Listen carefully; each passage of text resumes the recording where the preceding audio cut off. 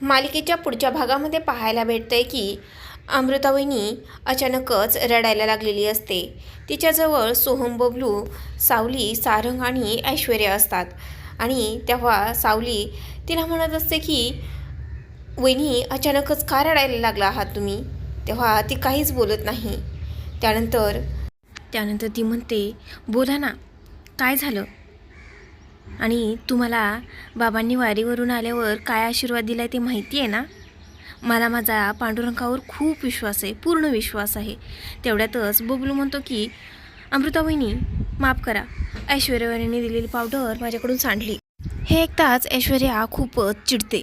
बबलूचा हात पकडते आणि म्हणते, मूर्ख आहेस का तू. का सांडलीस तू, का केलं असं, सांग मला.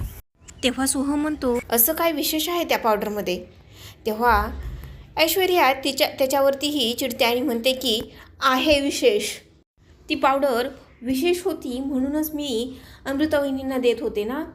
आणि त्यानंतर मग सारंग तिच्याकडे जरा संशयित नजरेने बघत असतो. त्यावेळेस ऐश्वर्याला ते समजलेलं असतं आणि ऐश्वर्या जरा शांत झालेली असते आणि गप्प बसलेली असते. तर दुसऱ्या दिवशी आपल्याला पाहायला भेटते की ऐश्वर्या आणि अमृता असतात आणि तेवढ्यातच अमृताला उलटी यायला लागल्यासारखं झालेलं असतं.